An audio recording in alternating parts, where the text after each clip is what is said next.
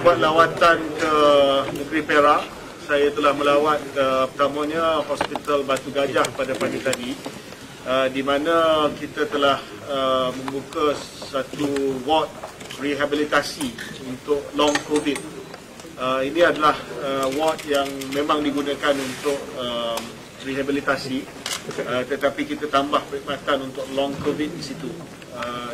Memandangkan ada pesakit-pesakit yang dah pulih daripada COVID yang masih memerlukan bantuan fisioterapi dan sebagainya, sebab mereka masih lagi mengalami kesesakan bernafas dan juga masalah-masalah yang berkaitan dengan jangkitan COVID yang dialami oleh mereka. Selepas itu saya telah membuat lawatan ke Majlis Kesihatan Makmal Kesihatan Awam Ipoh untuk melihat progres ataupun perkembangan terkini dari segi penjujukan genom. Ini penjujukan genom adalah untuk kita kesan varian-varian COVID-19 yang sedang berada di komuniti di Malaysia. Dan saya dimaklumkan bahawa sebahagian besar daripada varian yang sekarang ini sedang tular adalah varian Omicron BA2, BA2. Dan ini adalah seperti negara-negara lain juga yang sudah pun melihat peningkatan varian Omicron BA2. Tetapi dari segi kesan keburukan varian Omicron BA2 ni, kita dapati bahawa tidak lebih severe ataupun tidak lebih buruk daripada varian Omicron yang asal. Sebab itu kalau kita melihat dari segi kemasukan ke hospital dan juga unit rawatan rapi di Malaysia semakin menurun. Dan hari ini hampir 98% daripada kes aktif kita berada di rumah.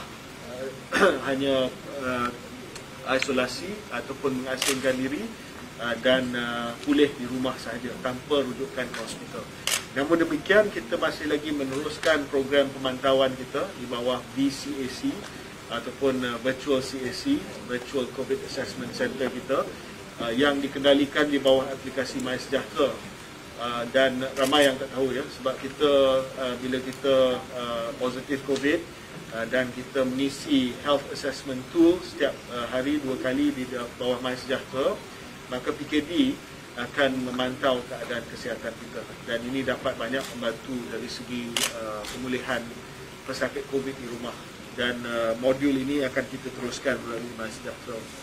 Selepas itu saya telah dibawa ke blok baru di Hospital Raja Permaisuri Bainon di Ipoh untuk melihat blok baru perkhidmatan Obs Gynae, perkhidmatan pediatrik dan juga kardiologi. Ada beberapa permintaan yang insyaAllah Kementerian Kesihatan Malaysia akan pertimbangkan untuk memantapkan lagi fasiliti kemudahan di blok baru tersebut.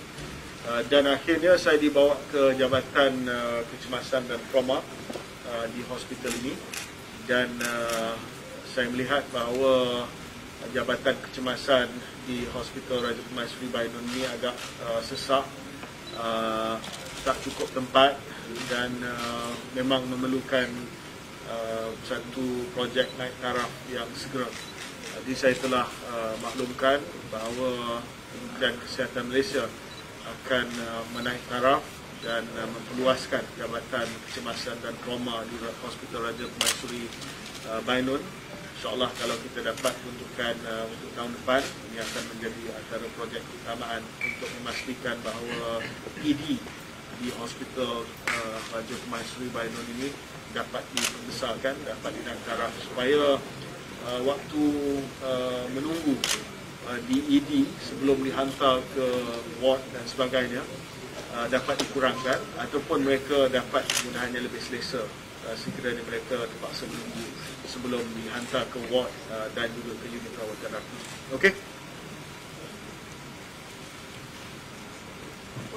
Tadi Oli kata pasal yang virus baru Omicron BA2 tu, dalam peralihan fasa sekarang ini mungkin ramai yang agak leka, terasa ramai negeri keluar, mungkin ada langkah kerajaan supaya ditetapkan balik ke atas sana? PKP. Lebih kurang. Setiap what you want to hear. Alah, I mean, kita dah maklumkan kepada rakyat bahawa sekarang ini kita dalam fasa peralihan. Jadi selain daripada langkah-langkah daripada Kementerian Kesihatan, komuniti dan individu mestilah bertanggungjawab. Ya. Antara perlindungan yang terbaik yang boleh kita dapat adalah pertama, vaksinasi. So kalau belum lagi mendapat dos penggalak, belum lagi memberi anak-anak kita vaksin, buatlah secepat mungkin. Yang kedua, pemakaian pelitup muka. Saya berbeza sedikit dengan negara-negara Eropah, United Kingdom, Amerika Syarikat dan sebagainya. Dia dah semua buang dah dia punya pelitup muka. Tapi di Malaysia kita akan kekalkan pemakaian pelitup muka, terutamanya di kawasan tertutup. Ya. Sebab saya dapati bahawa pakar-pakar maklumkan kepada saya ini antara perlindungan yang terbaik daripada jangkitan COVID-19. Yang ketiga, ini luar daripada Kementerian Kesihatan lah. Tetapi saya sekali lagi merayu kepada pemilik premis dan juga kepada majikan-majikan untuk melabur bagi meningkatkan sistem pengudaraan di dalam pejabat-pejabat mereka. Sebab bila kita ada sistem pengudaraan, sistem ventilasi, air filter dan sebagainya yang berkualiti tinggi, itu akan juga dapat banyak membantu mengurangkan jangkitan COVID-19. Tapi untuk contohnya umat Islam yang sekarang ini solat tarawih, alhamdulillah kita tengok masjid kita dah mula penuh, saf kalau tidak saf kata sejadah dah mula dirapatkan. Tapi tolong pakai pelitup muka. Tapi pakai pelitup muka dengan betul lah, jangan letak dagu je. Ya, pakai pelitup muka dengan betul. Itu banyak membantu. Ya. Dan saya melihat walaupun BA2 ada, tapi dengan langkah-langkah yang saya sebutkan tadi, insyaAllah kita akan dapat kawal penularan COVID-19. Agaknya ini kata kalau negara Europe semua dah buka masker, tapi bagi dekat tu pelitup muka tu dikekalkan masih pakai agak-agak sampai bila? Sampai bila saya tak tahu, kena tanya virus. Kena ada PC dengan SARS-CoV-2. Okey. Baru ni ada amaran tentang apa baru ya, kita sedang mengikuti perkembangan tersebut. Kita pun tak tahu sama ada varian ini apakah ciri-ciri varian. Ada dua benda yang kita tengok dengan varian baru ini. Keboleh jangkitannya dan keseriusannya. Dua perkara. Keboleh jangkitan Omicron contohnya lagi tinggi daripada Delta sebab tu kes melambung naik. Tapi keseriusannya lebih sederhana daripada Delta. Sebab tu kita punya unit rawatan rapi pun tak penuh lagi macam dulu. So untuk varian baru ni kita kena tengok daripada negara lain sama ada keboleh jangkitan tinggi ataupun dia punya keseriusan yang tinggi. Barulah kita boleh ambil langkah-langkah yang sepatutnya. Kalau keseriusan dia tinggi, tiba-tiba orang dijangkiti, lepas tu dia betul-betul sakit, paksa masuk ke hospital, dan kita punya strategi kena tukar. Tapi buat masa ni, strategi kita tepatlah. Jika ni belum ada keputusan di belum lagi di sini, belum lagi. Saya dengar ada di Thailand ada, tapi di Malaysia belum. EU dah dikenas sijil sejahtera, mungkin pada komen kepada lagi dan juga mungkin ada peraturan lain pengiktirafan oleh Kesatuan Eropah ni merupakan satu pengiktirafan yang tinggi sebab mereka melihat kepada sistem di sebalik sijil vaksinasi kita. Dan mereka betul-betul puas hati sistem kita dari segi keselamatan dia, dari segi kesahihan dia, dari segi kemudahan dia adalah pada taraf yang diperlukan oleh Kesatuan Eropah. Jadi ini sebenarnya adalah pengiktirafan kepada sistem VMS kita, Vaccine Management System kita, dan juga sistem MySejahtera yang memaparkan sijil kita. Dan ini banyak membantulah pengembara daripada Malaysia nanti pergi ke EU, tidak ada masalah, boleh tunjuk MySejahtera, boleh diintegrasi dengan sistem mereka. Okey? Ya, sistem yang kita bangunkan memang compatible dengan EU, dengan WHO, dan kita melalui MOSTI lah, bukan KKM sebab di bawah MOSTI, sedang berunding dengan semua negara-negara yang besar, destinasi pelancongan lah untuk kita, destinasi pelaburan supaya diiktiraf MySejahtera. Dan MySejahtera macam saya pergi UK beberapa minggu yang lepas pun tak ada masalah. Dia akan continue. Okey. Itu je. Lagi satu lagi. Banyak ni. Sebab tadi bincang kat luar tadi ni Macam mana bincang kat luar?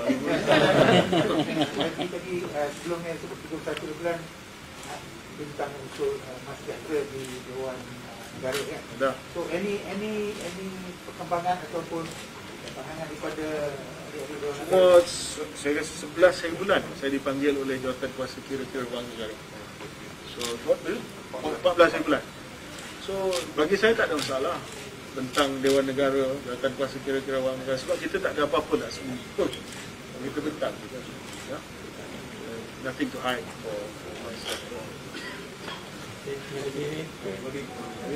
You have always been assuring the people that the database from MySejahtera is safe, but there are still talks from social media among people that urging the public not to use it because there's so much distrust against. Ya, I understand. Itulah sebab bila saya dipanggil oleh Dewan Negara, Jawatan Kuasa Kira-Kira Wang Negara, saya pergi. Sebab saya nak bagi keyakinan kepada orang ramai bahawa saya tidak ada apa-apa nak sendiri. Ya? Sebab bagi saya aplikasi ini penting. Kita guna untuk COVID, kita guna untuk vaksinasi, kita guna untuk macam saya sebut tadi BCAC, monitoring people at home. So please don't please accept that we are still using the system, MySejahtera system. You may have some concerns about my explanation. That's what I've explained dalam Dewan Negara dan juga Jawatan Kuasa Kira-Kira Wang Negara adalah keadaan yang sebenar, bahawa data itu adalah data yang dimiliki oleh Kementerian Kesihatan Malaysia. Data itu selamat berpengkalan di server di Malaysia dan dimiliki oleh Kementerian Kesihatan Malaysia. Whatever happens in terms of pertikaian di mahkamah oleh dua syarikat dan sebagainya, itu nothing to do with us. As far as we're concerned, we own the data and we own the modules as well as the driver. Yeah? Okay. Okay, terima kasih semua. Okay, thank you everyone.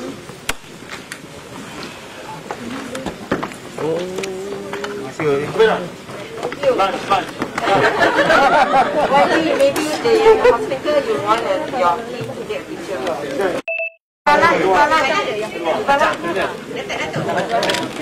Timbalan tiket. Halo, boleh.